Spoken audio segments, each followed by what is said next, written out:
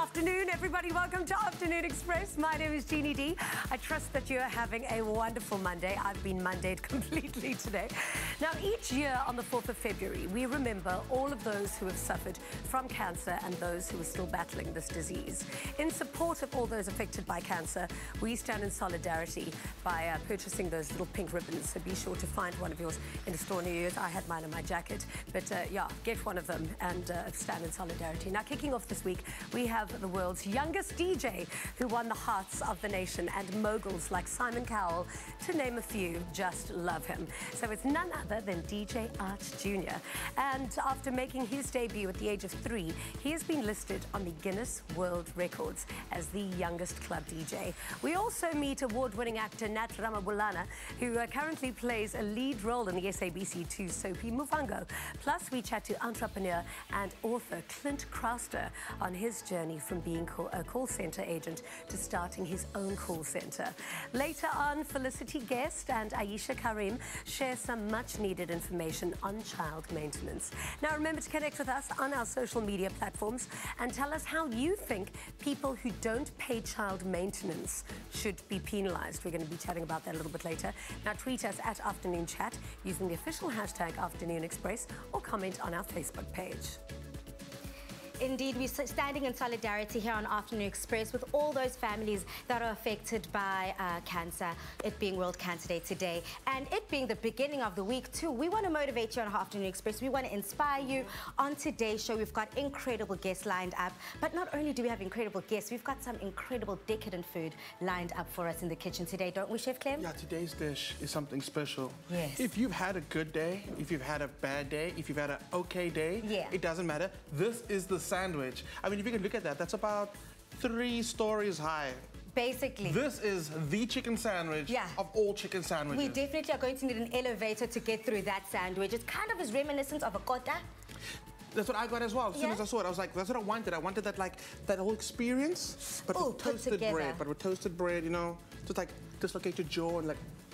I am salivating already. I can't wait for that, Clem. Now, DJ Arch Jr. is probably the coolest kid that we know in the country right now. The 6-year-old has already surpassed 100,000 subscribers on his YouTube channel, earning him a YouTube Silver Play Button Award. He made his debut on a popular talent show at the age of just 3 and recently has had a chance to wow the whole world after he performed on one of America's popular TV shows. Let's have a look at the youngster doing his thing on the decks.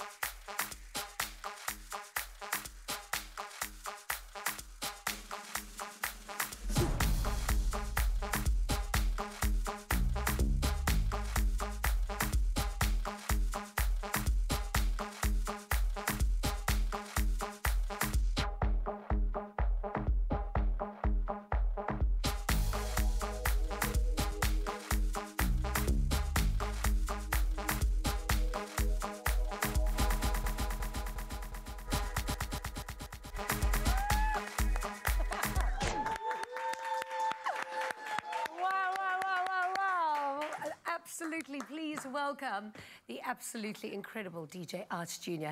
and his father, Becky Glenn. Welcome to the show. Oh, thanks for having us on the show. Oh, my word. Congratulations. That was so cool. High five. Well done. Sick job. So you burst onto our music scenes when you were just 3 years old, and now you're this big superstar. You've just come back from a trip to America. How was it? It was nice. Was it? Yes. Wasn't the airplane ride so long?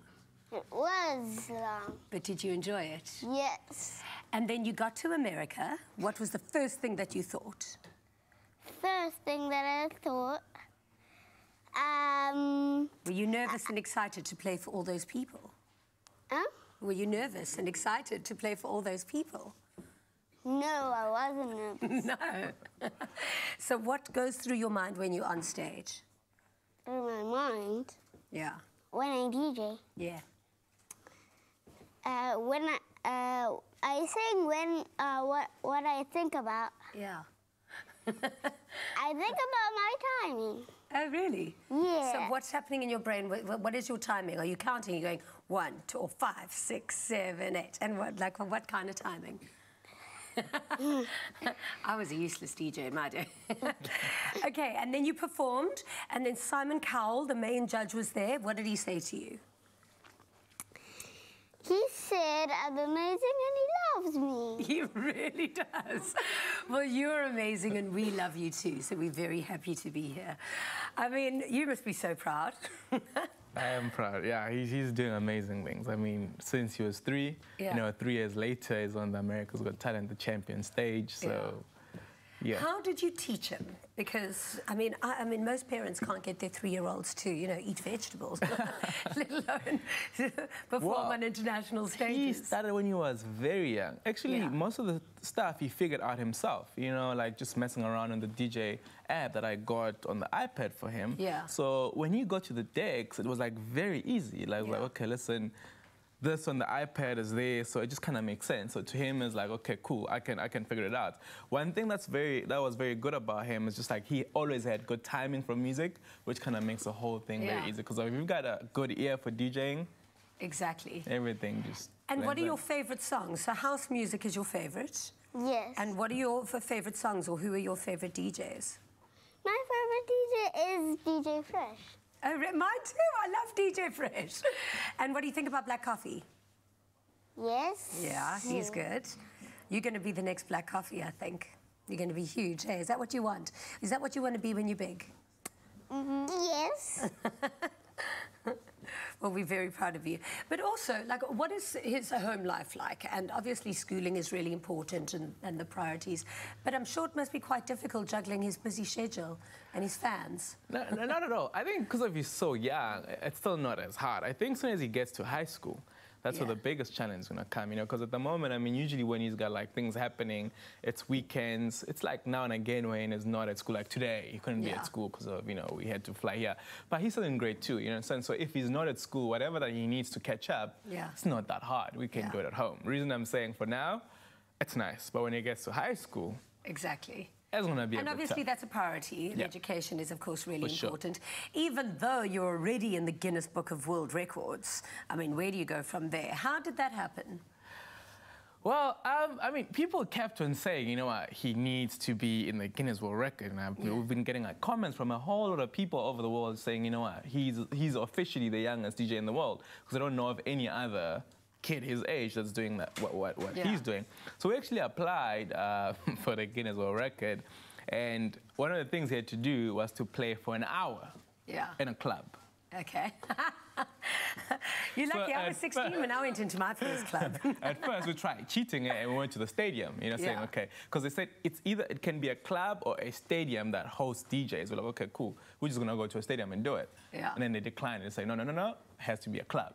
Okay. And we snuck him into a club, he did his hour set, we got him out of there. He got his record. Yeah, amazing. What's it like for you watching him perform? Like, do you ever get nervous or what? Like, because that's such an amazing responsibility as well. Well, it's watching him perform. He's good. I don't want to lie. I mean, I practice with him at home all the time, and he's getting to a point where he's saying to beat me with most of things. Like, usually when I work things, I'd ask him, like, oh, wait, how do you do this again? You know, show me, no, this is how it's done. So he's actually getting to an age where he's starting to be creative himself, and he knows what he's doing. So that's just, watching him is unbelievable, and it makes me super, super proud. I always wonder, like, do you just leave your child at their own, you know, destiny, I suppose? Or is it the kind of the story of, you know, the Russian gymnasts, where they know that they're good from young, so every other influence on their life is then focusing on them doing gymnastics? Like, would you try and do things for him so that he becomes a music producer, or...? No, not necessarily. What we do, we work with what he's interested in. You know, he started showing love for music and love for the decks because he sees daddy doing it. I'm like, okay, cool, come join me, do what you want to do. And then this is where he is today, you know? But if he has to decide to try something else and shows love in something else, it might not be DJing, because of DJing I can mentor him myself. If it's soccer, then I have to get him to a soccer club. You know what I'm saying? I can play soccer. Well, we are absolutely your biggest fans, and we're very, very happy that you're here. And you're going to DJ again for us later? Yes. Thank you very much. So happy you came. Thank you so much for bringing him. No, you're welcome, man. You're welcome. How cute is little AJ, and watching him play honestly gives me goosebumps every single time. I'm looking forward to his performance later on in the show.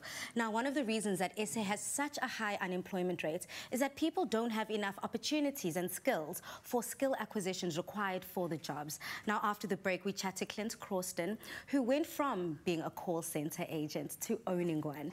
He has created some transformative tools to address the unfair practices in the labor market against disadvantaged groups. Clover Crush, 100% pure fruit juice packed with vitamins and no added sugar. Crush, your daily dose of goodness. Now also available in long life. Made with love by Clover.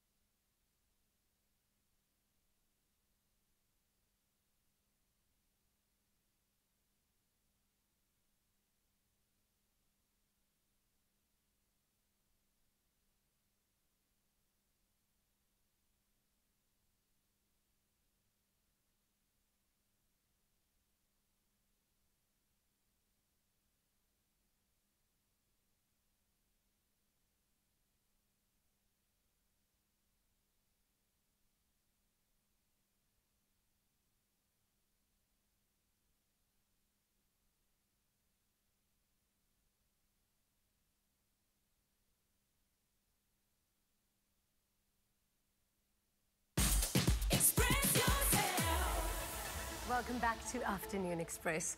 Now, one can never get enough of hearing about inspiring people who beat the odds and accomplish extraordinary things. Clint Crowster went from being a call center agent to running and owning his own call center. Through his business, he's helped alleviate unemployment in his community by training around 60 employees who had little to no higher education or skills to become call center agents. He has also fulfilled his dream of writing a book, proving that it's never too late to pursue your dreams. Welcome to the show. Thank you so much. Thank you so much. And congratulations on your first book. Thank you. Yes, indeed, my first book. Yeah. How long did it take for you to write it? I started in March last year, so about 6 months. Yeah. 6 months it took to write, and I launched it in December. Okay. Yeah. And I mean, super fired up and focused. You must have been extraordinarily super fired up and focused in your life. You were a call center agent. That's at around what time? And then you were retrenched or fired? Yes. So in 1998, I started as a call center agent because I didn't finish university. And when I started in the contact center industry, I didn't think for a million years that I would own my own contact center one day. Yeah. I didn't think that I would forge a career for myself in call centers one day. But lo and behold, I saw opportunity, used the people around me, the business around me, to use that as my institution, my learning, my playground, and I learned everything about it. And today I start my own business. So did you started the business while you were busy working for the other one? No, no, no. Okay. They were retrenching people around me. Yeah. I put my hand up, I went to the CEO and I said, I'd like to be retrenched. I didn't want these organizations putting my destiny in their hands. Exactly. I wanted to take my destiny and put it in my own hands. And so I used the funds and started my own business. Amazing. 5.5 years ago. That's incredible. Congratulations. Thank you so much. So now, where is your call centre and how did you start? Well, we started off with 3 consultants in Bree Street in town. The landlord pushed the rent up 3 times, so that was chowing into our profits.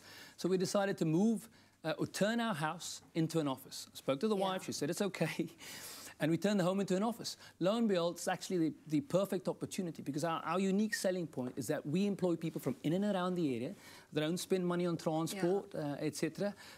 They've got more time at home with their families.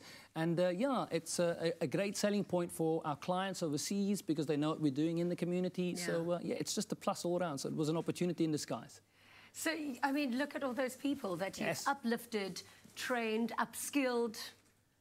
That's fantastic. That's my super team. That's Oscar. That's our end-of-year function last year at the one and only. Nigel Pearce was the MC at that awards function as well. Yeah. I want these guys to know that they can mix with just anybody and take themselves to levels that they perhaps didn't imagine before, but they can do anything. If they remain super fired up and focused, of course. Yeah, exactly. And that's why you've read this book, because everyone who works for you, everyone who works for you read the book. Everybody's got a copy. I don't know if they've all read it, but I'll check up tomorrow. So what is it about? What are some of the basic principles? The book's just about my journey. Yeah. It's for aspiring entrepreneurs and for anybody who thinks that where they are now in their life is where they'll be in 5, 10, 20 years from now. I mean, 20 years ago, I thought, okay, because I flunked at university, I'm not going to attain the degree I once wanted. I'm going to be a contact center agent forever. No, that wasn't the case. Because I sort of flicked the invisible switch, I call it, in my head to see opportunities. And I used that to sort of forge a career for myself in contact centers. Everybody can do the same. So contact centers has got sort of a negative stigma attached to it. Everybody thinks of a contact center agent as somebody who just deals with complaints all day. It's not that. You can forge a career for yourself because there's so many facets to the business. Yeah. I mean, we take international calls all over Europe, Australia and America every single day. Incredible. So it's phenomenal. It's amazing, yeah. Good. That's great. Now, I think you're so lucky, I suppose, or not so lucky, because you probably worked hard at it, but to have that flip switch, I suppose, in your brain, so that you didn't, you know, feel down when you were working in the call center agent. And it's quite difficult to start your own business and to build up that confidence to start, because it's not easy. I mean, it's not smooth sailing the whole way. So what are those fundamental principles in controlling your mind to flip that switch to grow and build and remain positive? Absolutely. Great question. I believe that our brain's got something I like to call, and MDs don't blame me for this, but I'd like to think our brain's got something called a decision muscle that we need to flex just like every other muscle in our body. You see, athletes do it. They flex their muscles all the time so they can be fit for the races that they need to enter. So same thing with our brains. We just need to make the decisions. Whether they're the right decisions or the wrong decisions, we're going to learn from these decisions. We're going to gain experience from these decisions. And ultimately, once you're learning, you're gaining experience, you can make better decisions further down the line. There's a dog behind you just so that you don't get a fright. I love dogs. I'm not too sure he loves me, though. No, he loves everybody. So are you that boss that walks into the office and gets everybody fired up? You have to. Okay, so what are your tools? How are you going to do that to us right now? Getting everybody in here fired up. Well, get them in, I'll make them happen. So I've got this little, we call it a war cry. It's when everybody in unison says these positive affirmations. Okay, let's do one. Let's do one quick session. Happy to do it, yeah. Just with you. Must we stand? Just do it. All right, we've got to stand. Everyone else is fired up already. So we'll run through it. We're all fired. I'm joking. See, but the thing is, you've got to be, I mean, you're different. You want to level up. You want to be on a different level to everybody else. So when I ask you if you're fired up and focused, you say no. Because you're not. You've got to be super fired up and focused. You want to get to the next level, right? Okay. So, Jeannie D, are you fired up and focused? No. Are you fired up and focused? Oh, now I am. Thank you so much for being here. You're most welcome. I'm looking forward to reading your book. Absolutely. Super fired up and focused. Thank you for being here today. All right, you're welcome. Indulge with Bliss Double Cream Yogurt, made with love by Clover. Kim, are you fired up and focused? No. Are you fired up or focused? No. I mean, Clem is not playing along. But do you know what today's guests remind me of? They remind me that there's no such thing as an excuse. It doesn't matter how old you are. It doesn't matter where you start on that ladder. You can be and do anything you want to do. Afternoon Express is bringing you these stories to motivate you, inspire you to get up and get moving. It's 2019. I love it, absolutely. Exactly. Okay. Wait, hold up. I just want to let everyone know. I was fired up and focused. Monday nights just got a whole lot better. Now, what could be more comforting than a classic spicy fried chicken sandwich that oozes all that yumminess? Made, of course, with Clover the classic way. You definitely don't want to miss out on this recipe. So SMS the keyword Clover to 33650 to get this recipe sent to your device. SMSs costs R1.50 and free SMSs do not apply. You see, the problem with you is that you get fired up and focused too late. Wow. If there's such a thing. Guys, Polly's doing this on her own. It's been great. Well, luckily you've taught me enough, so. Okay, I'm back. Let's do this. So we have to eat, cool. right? Yeah, Let me get this back into the oil very quickly. This is our chicken's already been marinated, already floured. Okay. But I'm gonna put it in because it's gonna take a few minutes to cook. I wanted to see what it actually looks like before it goes into the oil. Delicious. Just like that. So, Polly, what you can do for me, we've got some beautiful chicken breast in that bowl there. Yeah. Can you add some salt and pepper? And then we're going to add some beautiful Clover Classic yogurt-based snack. And that's going to tenderize it. You know when we normally use buttermilk for chicken? Yes. Kind of tenderizes it, makes it slightly tangy. Exactly the same thing's going to happen with this now. I like that. There we go. So we use our Clover Classic when we want. We haven't had a hard day at work. We don't want to like tenderize it and beat up our meat. Yeah. This is a nice time to I like that. Yeah. I like that, absolutely. End of your day the right way. There we go, in the right way. You could also use Clover Bliss. That'll be super delicious as well, make it ultra creamy.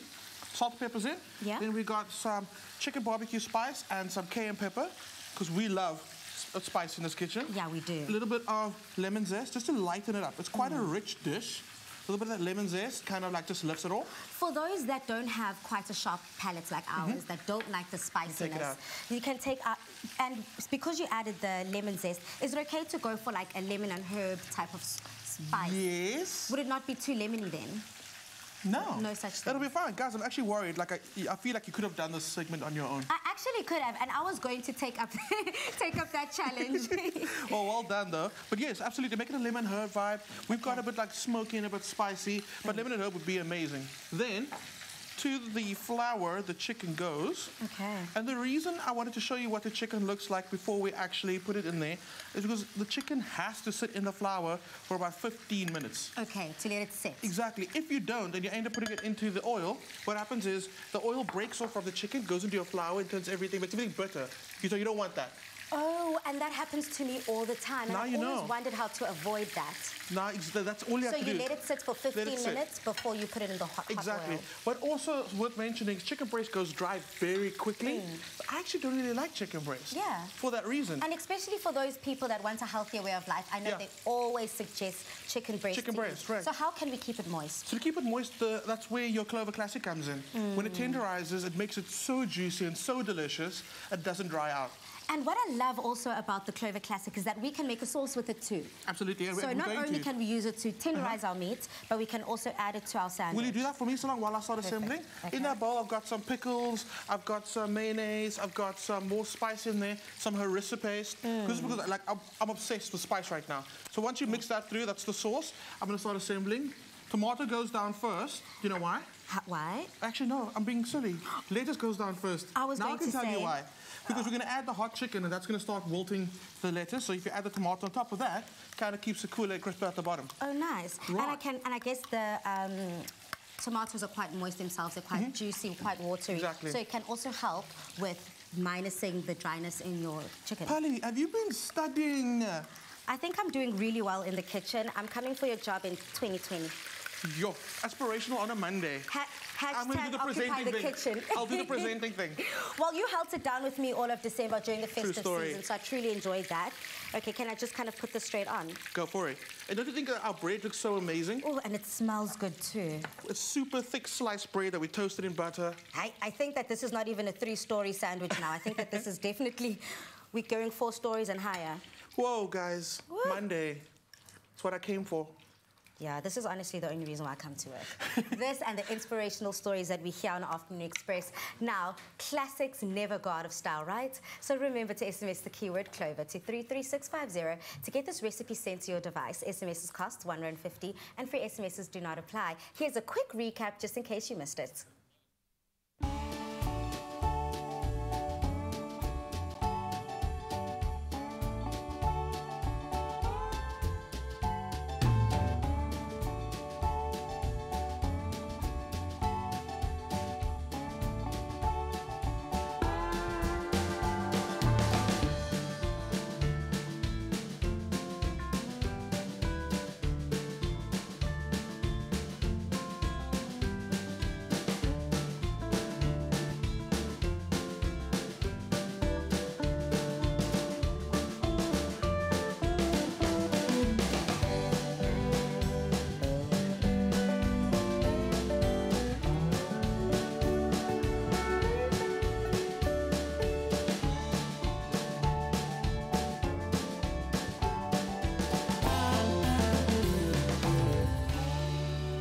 Made with love by Clover. Do you love me? Do you love me? How much do you love me? How much do you love me? Most of us have a love-hate relationship with the villains on our screens. After the break, we meet the man behind one of the most villainous characters on television right now, Nat Ramabulana, who plays the role of Tenda Mudzimu, Tenda in Muvhango. He will be giving us the scoop on what goes on behind being a big, bad villain after this. Clover Crush, 100% pure fruit juice packed with vitamins and no added sugar. Crush, your daily dose of goodness. Now also available in long life. Made with love by Clover.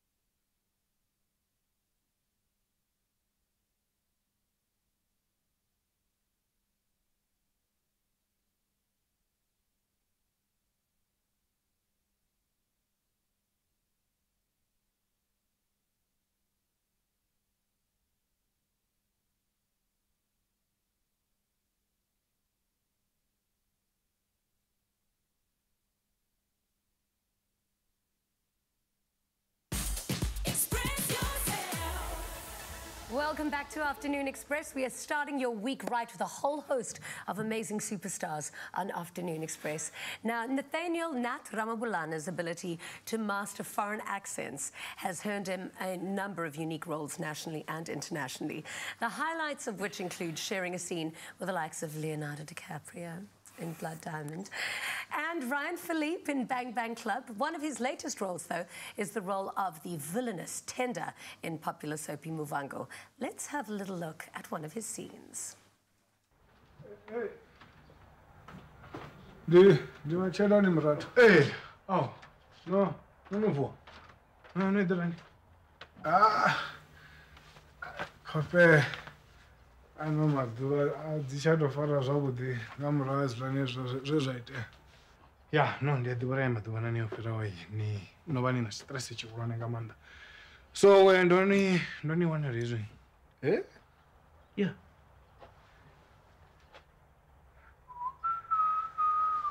Hey! And it's benefited the mayor, and then there's a confounded much on a chin with them. Yeah. No, yeah, don't want to know. The queen, never need to go to the water. Yeah, he's in the subway, whatever. Yeah. No, the good about it, Shanghai. I think what you hunger. Welcome to the show. Thank you. Finally, we have you here. You've got such a busy schedule. You are a very busy actor. Yes. It's nice. Yeah, sure. You had such an interesting childhood. I remember reading that you were raised in, I think, are you vendor royalty? Actually, I am, yes. That's amazing. How far into the royal family do you go? Quite close. So my grandfather would be Sintumore Ramabulana, who would be the son of Makado, the famous Makado Ramabulana. I don't know if you know about him. He was known. So you're not a prince? Unfortunately, well, you know, maybe in my head I am, but not officially. Okay, that would have been great. So you grew up in the burbs, and I read that you would only really become aware of the brutality of apartheid when you were like 12 years old after you had watched Sarafina. Tell me a little bit about your upbringing. It sounded really fascinating. So my parents were domestic workers, and my father worked for a wonderful old lady called Miss Hill, who lived in Parkhurst. And when I was born, you know, she really loved my father so much that she decided that she would sponsor my schooling, basically. So from basically being born, I was born in Parkhurst. That's the world that I knew. From 3 years old, I was in a multiracial nursery school, playing kissing catches with, you know, Indian, white, all kinds. Yeah, I don't know what I'm saying. Yeah, anyway, 3 years old playing kissing catches. But anyway. I was also looking at you thinking about kissing catches. Maybe a bit later on. But excuse me then. I was an advanced 3-year-old. Okay, anyway, let's stop. I know, I always go there. But a great childhood. Yeah, great childhood. And then great education. Great education. And then what happened when you were 12? So then we had an uncle in Soweto, who lived in Dobsonville, had a great, you know, stock of movies, and I think Sarafina had just come out, and we were watching it, and I saw the brutality. I saw these policemen, white, Afrikaans, really hurting these black people, and I was so confused. I was so confused because I didn't understand what was going on. I didn't understand the brutality. I'd never witnessed anything like that or even heard of anything like that. So it was quite a shock to the system. I'm sure. Yeah. And how did that impact you? And was that also the film that I suppose maybe found your love of acting? Did it happen around the same time? Sure. The acting's always been there. Yeah. You know, my mom comments, she says, like, you know, when I was 3 years old, like in old plays in nursery school, I used to stand out quite a bit. But I was a very shy kid. I was very shy, very withdrawn, very much introverted. And so I used to sort of, you know, watch your TVs and stuff and wish I could be one of the presenters, but never really, you know, did anything about it. And then in high school, I was in grade 11, and an English teacher of mine in Greenside High, I performed a poem, and she was like, wow, you're quite a talented actor. And for the first time, from being this sheltered, introverted kid who was acne prone and all of that stuff, I was finally good at something. Yeah. And that made an impact on me. So I researched, I auditioned for the high school play later that year, got a nice role, and just everything about being on stage, the lights, learning lines was, because I was comfortable. I was like, I was at home. And now just sort of another connection between you and Bunny and Bully. Because, okay, Greenside is one of them. And the other one is, you're now in Norton Crosses, the international series. Bunny's also there. That's why Bunny's not sitting alongside me every day on the show, by the way. She's busy filming this massive international series. And so have you had any roles with her yet? Yes, yes. We acted on the same soap a while back, and so this will be the second time. This will be the second time that we're together. She is awesome. She was so cool, man, in high school. Yeah, anyway, she is so cool. She's still so cool. So that's one of one of my favorite co-stars that you've had. The other one is Leo DiCaprio. Apparently you had to teach him and his co-star a little bit of English while working on their accents. So yes, the movie. The Blood Diamond that I was on, I got an opportunity to help Jimun with his accent. Yeah. You should have helped Leo, because wasn't he dissed by Trevor Noah? He was, completely. But I wasn't in charge of that, so, you know, can't blame me. But, so I got a week. I was with him for a week before they shot. And Leo, I have to share the story, man. He's such a cool guy. He is such a cool guy. So being with Jimun the whole day, you know, you get to go out for lunch with him, you know. And the one dinner, Leo was there, you know, with his bodyguards. And he was very approachable, cool. He was like, hey, Nat, what's up? How are you? All good. And then a couple of days later, the director had a braai at his house. And I was invited to that as well because of my, you know, association with Jimun. And meeting him again, you know, completely like unprovoked, he was like, hey, Nat, what's up? And I was just like, oh my word, this huge, famous Hollywood star who's probably got like 1 million names in his brain remembered mine, you know, this little guy from South Africa. That shouldn't be special. That should be an expectation. You deserve it. because obviously you're respected for your acting role then as well, alongside him, as a colleague, not a fan. But I'm just so glad that he's cool, because I plan on marrying him. You're a family man, and you've got 3 kids? Yes, 3 kids, beautiful wife. They are, oh, there they are. Oh, baby. They all have my forehead, Sweet. So you should have brought them along with you, because I'm sure their favorite DJ is playing on our show later. Right on. They would have taken over here. It would have been chaos. But no, the lights of my life, really. Like being a dad, I have no words. It's really one of those magical experiences that it's hard to describe, but they mean everything to me. Yeah, well, we loved having you on the show. You are definitely not a villain in real life, only just your brilliant work on Muvanga. Thank you so much for being here today and chatting to us. Thank you for having me. When villains are actually super cool in real life, I feel so conflicted now. I don't know what to believe.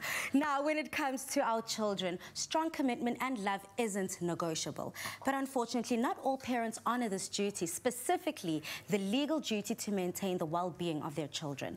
Now, to continue the topic of child maintenance in South Africa, with us is Felicity Guest, as well as Aisha Karim, who is the lawyer and legal representative of child maintenance difficulties in South Africa. Now, do engage with us on our social media platforms and tell us, how do you think people who don't pay child maintenance should be penalized? Tweet us at Afternoon Chat using the hashtag Afternoon Express, or comment on our Facebook page.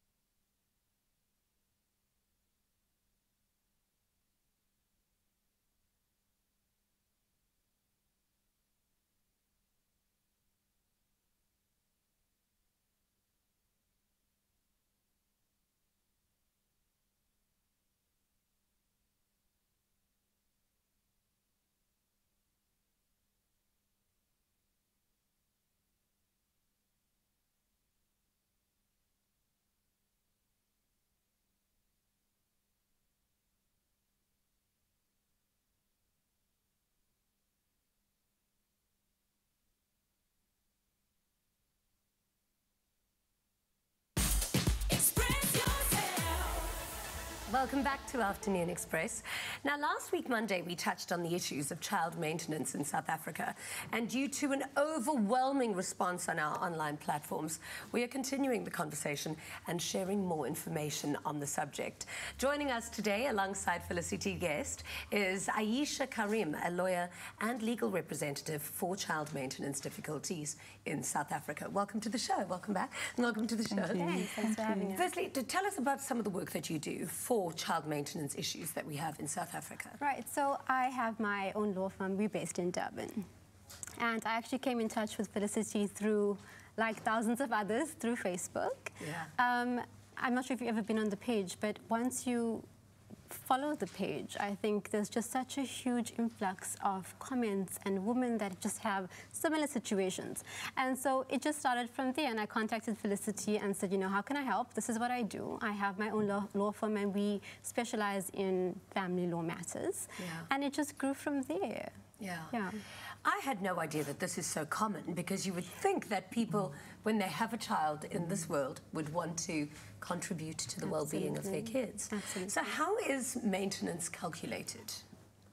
Well, first of all, you would take into consideration the income of mum and the dad, as well as the needs of the child. So each one is based basically on the child's, on particular circumstances of the child and of the parent. So no two cases will be exactly the same. Yeah. What happens if somebody doesn't have money? Quite simply, what if they just can't afford to pay maintenance? Well, Felicity, yeah, if they're unemployed and they don't have money, that it's legit, well, then you claim from their parents. Really? Can you do that? Absolutely, absolutely. So they are liable, like, because a lot of people will sometimes say, okay, I don't have money, so then you can claim through their parents. Absolutely. The duty to support moves up. Okay. So I can claim from my parents. Yeah. But by the same token, as they age, they can claim from me. It works back down again. So, you know, it's encouraging. This is how it works. Wow. So it's encouraging family responsibility, because this is the kind of thing that used to happen many years ago, when society was a little bit more connected with their families, you know, and they weren't asked to do it. They just did it automatically. Yeah. But things have changed. The world has changed. It's such a pity that there is that disconnect. But now what happens if somebody just doesn't pay? Like, what kind of penalties, or how are they held liable? Well, there's two different aspects. We have the civil aspect and the criminal. So there's criminal sanctions involved if you don't pay your maintenance. That is, of course, if you have a court order in place. Yeah. So you go to maintenance court, you get your court order in place, and then the parent defaults. Yeah.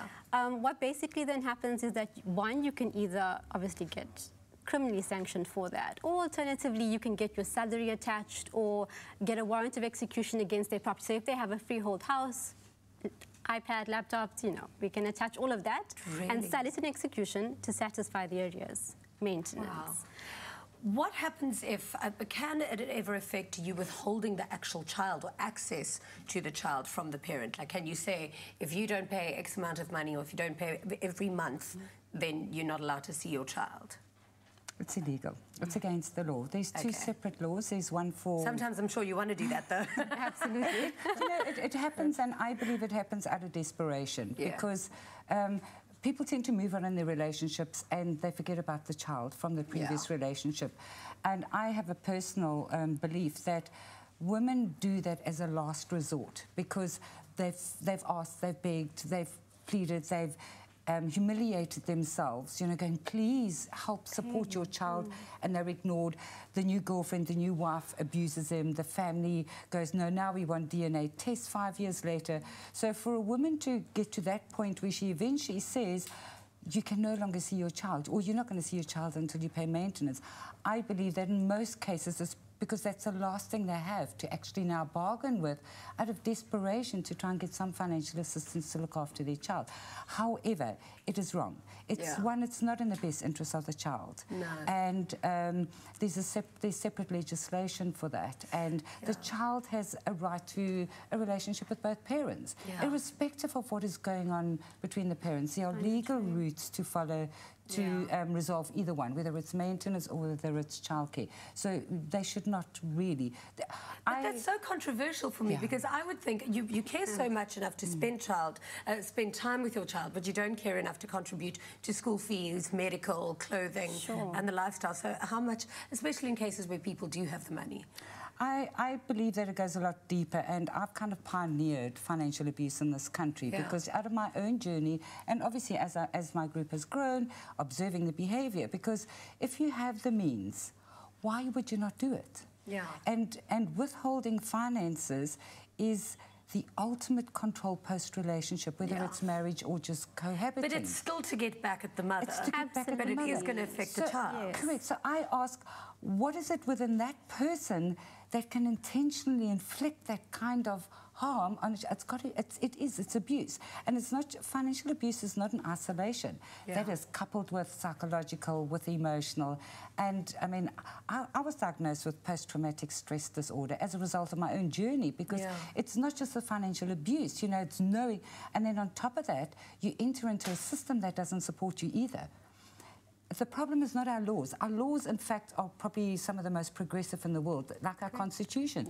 Our Maintenance Act is really, it covers all aspects. So then what's the problem? It's the implementation. We have a systematic problem of implementing the Maintenance Act. What needs to be done? Do there need to be more people hired in order to go out there and find the fathers? Because I think half the time these mums don't even know where the dads are to get money from them. And then apparently the maintenance courts are supposed to have an investigating process where they can find the dads for you. But that process is so long and draining that the mum is then left for months, sometimes years. You know, I've seen many cases where it's been years where we can't find the dad. Whereas on the flip side of that, if mum had a little bit of money to get a private attorney, within 5 minutes we can find him. So there's such a strong contrast, and the maintenance courts I suppose they're overwhelmed with the number of people that are coming in there and trying to get some access to justice. What advice do you have for women out there who need help, whether they can't get hold of their baby daddies or if the baby daddies aren't paying anything? One is to know your rights. You know, become informed, know what your rights are, because if you know your rights, you in fact don't really need legal representation because it's quite clear. It's very simple. In fact, the Maintenance Act is only like a few pages thick. So if you know your rights, it's very easy then to insist on your rights being fulfilled. I believe that there has to be a commitment by the Department of Justice to actually address this issue, because it's pushing women and children further into poverty. But there needs to be a commitment from the top. There needs to be a policy in place to address this. Just very quickly, we have a member on the group whose case has been going on for 4 years, 32 appearances, and there's still no resolution. Wow. So I know that the majority of mothers need help in the country, but does the same act support fathers that are left with children where mothers have left? Absolutely. Okay, that's good. Thank you so much for clearing some of this up. I feel like we could have spoken about it much longer, but thank you so much for clearing up some questions. Thank you for having us. Thank you. Let's keep the conversation going on social media platforms and make sure that you're seeking not only the right advice, but the right support for your little bambinos. And talking about bambinos, 6-year-old DJ Arch Jr. is ready to set the loft on fire after the break as he gives us a world-class performance fresh from performing from the States.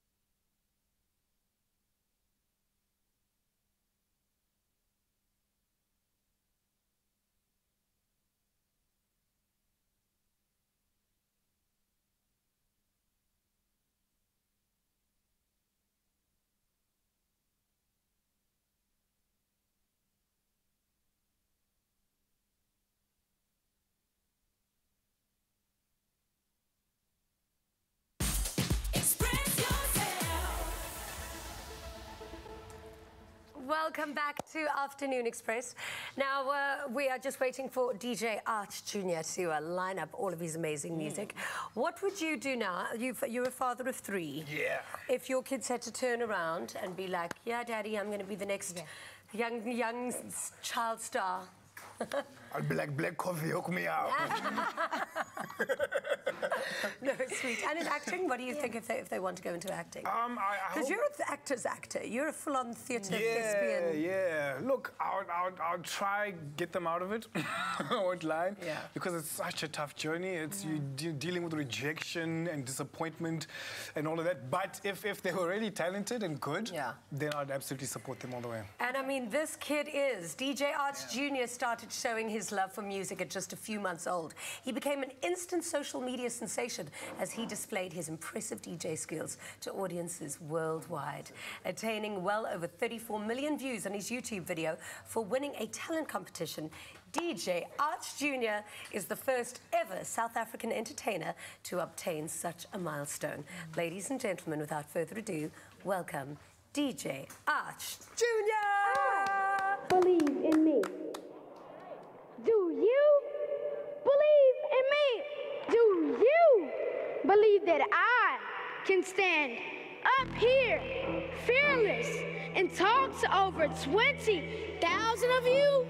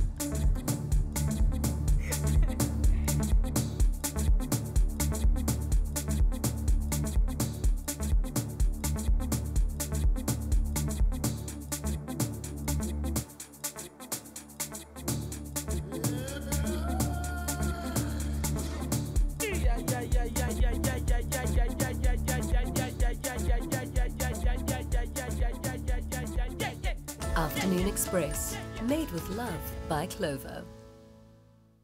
Another feel-good production.